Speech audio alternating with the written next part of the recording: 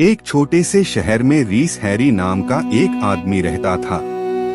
लोग उसे अजीब समझते थे। कुछ कहते थे वो समझदार है, कुछ कहते थे वो पागल। पर रीस का अपना एक नजरिया था। वो दुनिया को बिल्कुल अलग तरीके से देखता था। रीस की सुबह कुछ अजीब थी। जब सब लोग धूप से बचने की कोशिश करते, वो तेज धूप में खड़ा होता। लोग पूछते, रीस पागल हो गए हो? गर्मी में क्यों खड़े हो? वो मुस्कुराता और कहता, मैं सूरज को महसूस कर रहा हूँ। यह जिंदगी है। हम परेशानियों से इतना डरते हैं कि जिंदगी की असलियत ही भूल जाते हैं। शहर के लोग हैरान थे। किसी को समझ नहीं आता था कि रीस का मतलब क्या है।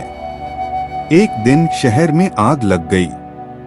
सभी लोग अपना सामान बचा रहे थे, सोना, पैसा, जेवर। पर रीस क्या कर रहा था? वो अपने घर से एक पुरानी किताब, कुछ तस्वीरें और अपनी माँ की डायरी लेकर निकल आया। लोग हंसे, देखो इसे, पागल है बिल्कुल। पैसा छोड़कर यह सब कचरा ले आया। पर रीस ने उन्हें देखा और कहा, यादें ही असली दौलत हैं। पैसा दोबारा कमाया जा सकता है, पर प्यार और यादें नहीं। कुछ साल बाद शहर में बहुत बड़ा तूफान आया। सब कुछ बर्बाद हो गया। जिनके पास सिर्फ पैसा था, वो रोते रहे। पर रीस, वो खुश था। उसकी यादें उसके साथ थीं। फिर एक और वाकया हुआ। शहर के सबसे अमीर आदमी का बेटा बीमार पड़ा। डॉक्टर्स ने हार मान ली। सब परेशान थे। रीस उस घर में गया और कहने लगा, मुझे बच्चे को मिलने दो। अमीर आदमी गुस्से में बोला, तुम पागल हो, तुम्हें क्या आता है? पर बीमार बच्चे की मां ने कहा, जाने दो, कोई फर्क नहीं पड़ेगा अब।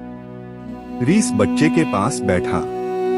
वो उसे कहानियां सुनाने लगा, उसे हंसाने लगा, उसे जिंदगी की खूबसूरती समझाने लगा। धीरे धीरे बच्चा ठीक होने लगा। डॉक्टर्स भी हैरान थे। अमीर आदमी ने पूछा, तुमने यह कैसा जादू किया? रीस ने जवाब दिया, जादू नहीं, मोहब्बत। बच्चे का दिल टूट गया था। उसे लगता था कोई उसे समझता नहीं। मैं बस उसे सुन रहा था। कभी कभी सुनना ही सबसे बड़ी दवा होती है। शहर के लोग सोचने लगे, कहीं रीस सच में समझदार तो नहीं? पर उसके तरीके इतने अजीब क्यों हैं? कहानी यहाँ खत्म नहीं होती।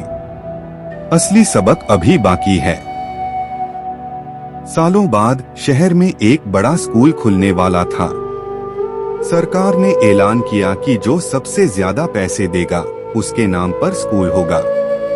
शहर के अमीर लोग आपस में लड़ रहे थे। पर रीस ने कुछ और किया। उसने अपनी जिंदगी की कमाई से जमीन खरीदी और एक छोटा सा लाइब्रेरी बनवाया। लोगों ने मजाक उड़ाया, देखो इसे, स्कूल की जगह लाइब्रेरी बना रहा है। और वो भी अपने नाम से नहीं, बल्कि सभी के लिए लिख रहा है।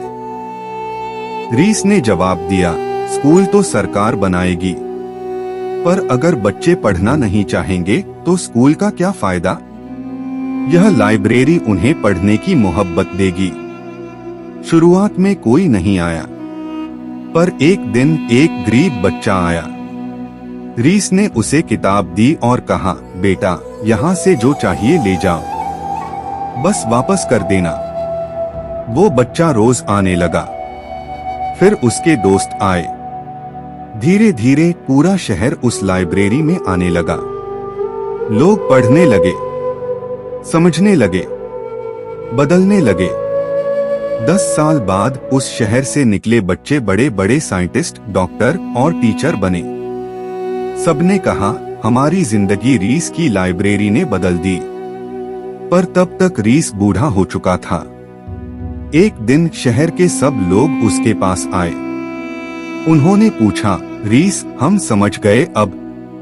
तुम समझदार थे, हम थे बेवकूफ। पर एक सवाल है, तुमने कभी हमारी परवाह नहीं की जब हम तुम्हें पागल कहते थे। क्यों? रीस मुस्कुराया और बोला, क्योंकि मैं जानता था कि सच को वक्त लगता है साबित होने में। मैं अपनी जिंदगी लोगों को खुश करने में नहीं, सही काम करने में जी रहा था। उसने आगे कहा, देखो, दुनिया में दो तरह के लोग होते हैं। एक वो जो भीड़ के साथ चलते हैं, दूसरे वो जो अपने रास्ते खुद बनाते हैं। पहले वालों को जिंदगी आसान लगती है, पर वो कभी असली खुशी नहीं पाते। दूसरे वालों को मुश्किल लगती है, पर उनकी जिंदगी में मतलब होता है। फिर रीस ने सबसे जरूरी बात कही, याद रखो, समझदार वो नहीं जो सब कुछ जानता हो। समझदार वो है जो सीखता रहे, जो महसूस करे, जो दूसरों की फिक्र करे बिना किसी इनाम की उम्मीद के। और सबसे बड़ी बात, जो अपने दिल की सुने, दुनिया की नहीं। कुछ महीने बाद रीस की मौत हो गई, पर उसकी लाइब्रेरी आज भी खड़ी है। उसके दरवाजे पर लिखा है, रीस हैरी, जो समझ और दिल दोनों से जीता।